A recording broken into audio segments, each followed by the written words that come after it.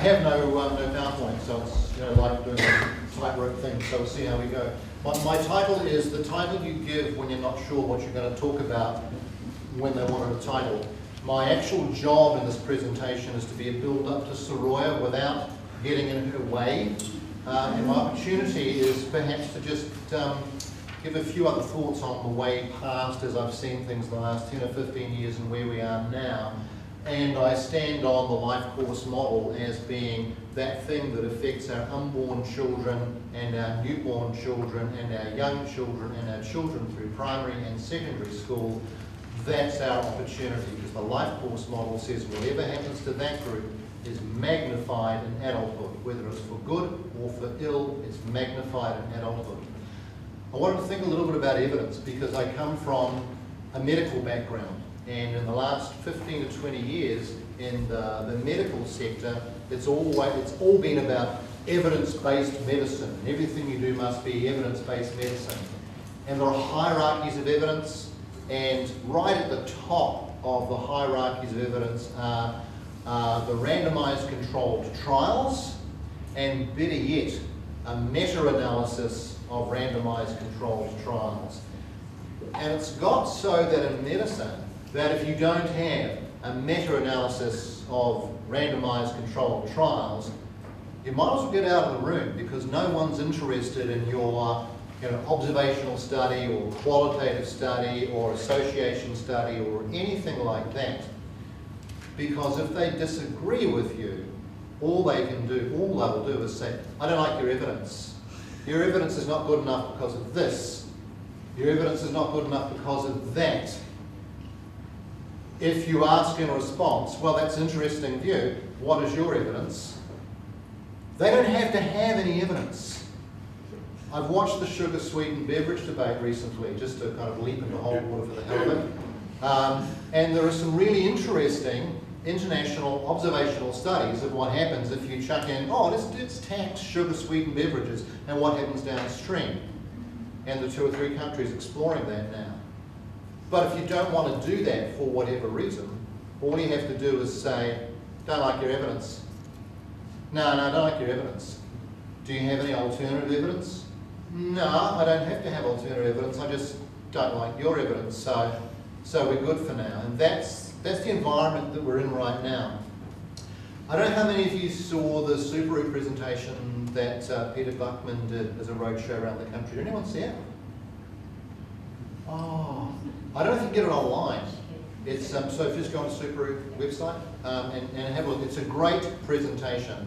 So Peter Buckman, if you don't know him, is the Prime Minister's Chief Science Advisor, and he's a really effective communicator.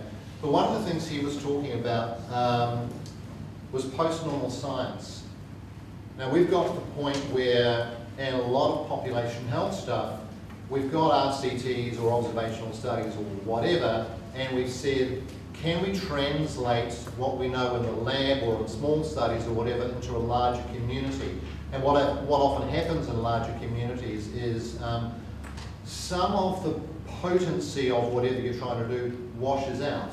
Doesn't wash out so much that it actually doesn't work, or doesn't wash out some, but you've still got a really solid effect. And that's what translational research is about.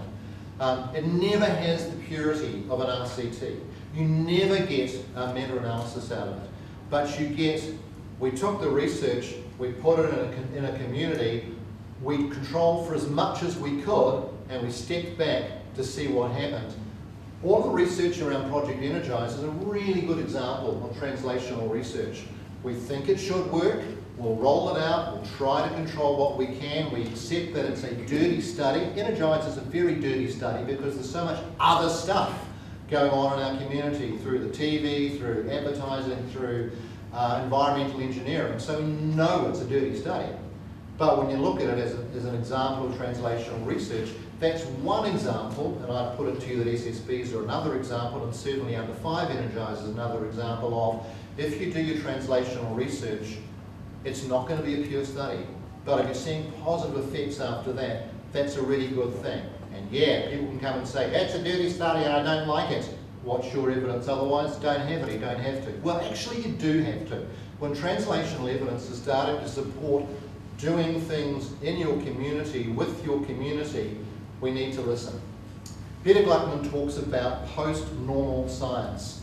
And when you first hear that, that's like, oh my God, post-normal science, that's like, weird things. That's like high-dose vitamin C or something like that. Maybe that's what he's talking about.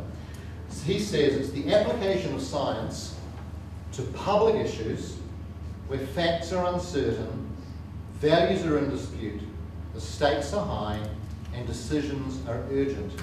And I think in terms of our nutrition and activity conversation, that's exactly the space we're in right now. I don't like talking about obesity. I like talking about nutrition and activity. Eat healthy, be active. How hard is that? Happy, healthy children, all shapes and sizes. How hard is that? But we actually need to be able to have the conversation with the people who are in the room who want to have a particular conversation. Right now, the conversation that government and others want to have is obesity prevention. So whatever we're doing in terms of nutrition and activity, one of the things we have to converse about with that is obesity, because that's the time the ears prick up. That's the opportunity. Peter Gluckman says we're no longer talking about linear questions, but complex systems. We're never talking about closed systems. We get to the Bombays, and actually it keeps on going on after that. We're an open system. The facts will never be complete, and there'll never be certainty of outcome. So I just want you to think about that as you go through your work. Where's the evidence? How much evidence do you need? What's good enough? What's the translational research saying? And where are our opportunities to have conversations with influencers and decision makers in that setting? I won't restate the WHO ending childhood obesity targets, other than to say that was a stunning piece of work that was done. They came down to 6 targets, which is pretty straightforward. Okay, well, promote intake of healthy foods. Yeah. Reduce unhealthy foods. Yeah. Promote physical activity. Preconception and pregnancy care. That's the longitudinal model kicking in. Early childhood diet and physical activity. School-age children, healthy nutrition and physical activity. And I will come back to a little thought on that shortly. And then finally, you need to have weight management programs where weight management is a challenge. The Ministry of Health has its own targets, and I won't restate those. Okay, up to 18 years of age, and prevent and manage obesity in children. This is the Childhood Obesity Plan. They've got the 22 initiatives. They've got the pyramid. The pyramid's really good. Target interventions for those who are obese. Increased support for people at risk of becoming obese.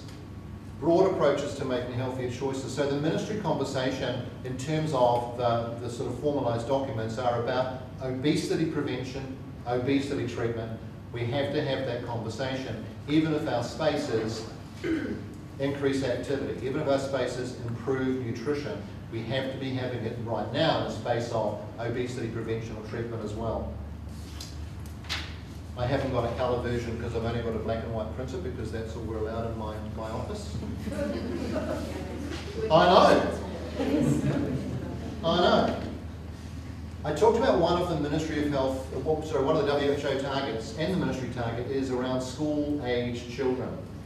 And I just wanted to mention one topic because I think it's going to become important for some time. And it's what's being termed the pedagogy proposal. It's around what is in the curriculum and how the curriculum is taught. Now, Steph will go on about the destruction of the nutrition and activity curriculum a number of years ago, and things that were being measured and aren't being measured and were important and are important in the curriculum. This is a little more than that. This proposes that if we can get our teachers to know all about nutrition and activity, and if we can restructure all of our curriculum, so the reading and the writing and the everything else, to be in a language of nutrition and activity, that will address our nutrition and activity challenges and our obesity challenges in childhood in New Zealand. It's a really interesting hypothesis. really interesting. It's a really cheap hypothesis because we've already got a teacher's workforce there, and that's all we have to do is re-engineer what they do.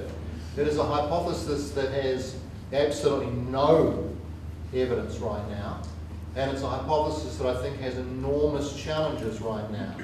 When you're teaching people how to teach, that's what you're teaching them. You're not teaching them what to teach. And what we know is that there's not enough time to get in the re-engineered curriculum, the how to teach it, the what to teach it, the how to live your teaching life, to restructure and move in this pedagogical structure. And it may well work, we just don't know whether it will. And I guess the issues for me are, one, we've got to do the work in curriculum content. I actually think we need to do the curriculum content work anyway. I think it's got to happen. And that's a big piece of work. We have to figure out if we did that, how would we address teachers' knowledge, skills and practices.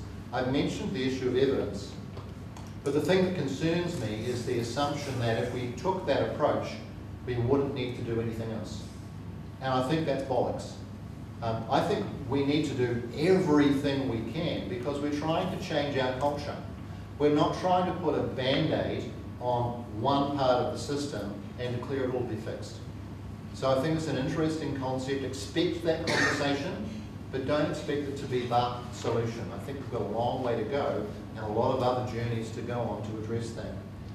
I need to talk about the ministry target. Do you know the ministry target for before school for obesity? Okay, so up until now, the before school check at age between 4 and 5 years has been to identify children who are on the 99.4th centile for BMI and refer them to a treatment pathway. And actually we've been remarkably successful in referring to a treatment pathway as long as that is referring to yourself as a GP or referring to a GP if it's in a program that's run outside general practice. The target is now, in terms of effectiveness, there's no evidence whether it's a good idea or a bad idea. The target has now changed. The new before school target that's going to kick in is that if you have a BMI of 98th centile, that 90 or higher, 95% of those are referred into an active management program. We don't know what an active management program is. Now we've looked to see in the Waikato, because that's all I'm interested in, what that would actually mean numerically every year. Currently we're looking at, based on the 2014 to 15 before school data, about 535 children per year. And as you'd expect, proportionally higher are Maori, and as you'd expect, proportionally are in the lowest quintiles. So that's the group who, guys, we already knew that was where the challenges are. This is a nice way of quantifying it. But now there's 550 children a year who are supposed to go to an active management program. We don't have an active management in the Waikato that has the capacity to deal with 550 children. We've got a body-wise program, which is an evidence-based and local evaluation effective program for managing children who are morbidly obese. They've got health problems related to their obesity, so we know that works. But that's not the kind of program, it's extremely expensive, it's an extremely expensive program to achieve an outcome for those small numbers of children. What we're looking at doing now is identifying the kind of program we could use that doesn't necessarily mean high-end, go to the big secondary, tertiary facility and meet the super medical gurus and everybody else and address your health needs to address your obesity. So that's what Soroi is going to be talking about in terms of a tool that has been developed by Bodywise called Be Smarter.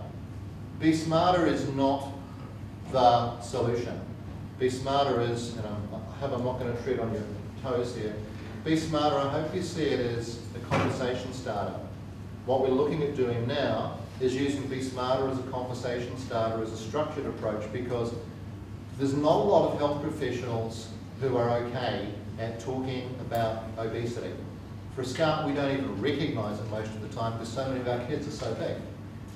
There are not a lot of health professionals who then have the knowledge and skills to do much about that.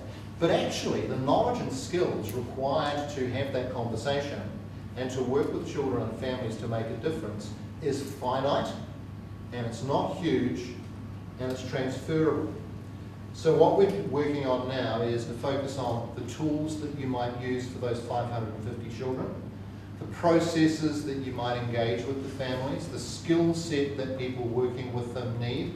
And as soon as you say skill set, you're no longer talking about, got to be a doctor. You're no longer talking about, got to be a dietitian. You're not talking about, this is the qualification you must have. You're saying, actually, there's a skill set that most people can acquire the skills for, apply those tools, working with family to get a result.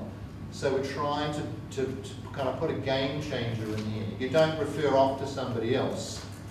How do I do something about it? Now this is without evidence. It's going to need an evaluation process. It's going to need an implementation process. I can imagine right now there are people who are saying, yeah, I could acquire the skills, but what am I not going to do in order to do that? And who's going to pay me if I'm going to do extra? I've got strong views about that, and I won't tell you what they are. But it's going to need evaluation, particularly for our Maori community and for our Pacific community, to know that this approach, with a structured conversation starter, a set of tools around that, an approach to implementation and evaluation actually makes a difference for that group. But that's the group who are obese. Our conversations still need to be around, really straightforward.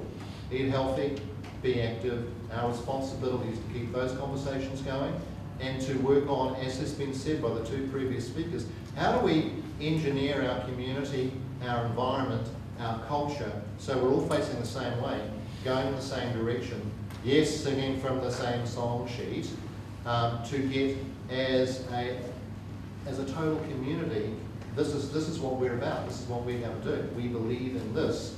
This defines us. And by the way, we're going to get a cost saving you wouldn't believe down the other end in terms of what's been said about all of those costs associated with chronic illness. Yeah, I want to get the costs down, absolutely. I want to spend that money on something else. But I want to see people participating and enjoying their lives. Kia kaha. Ladies and gentlemen,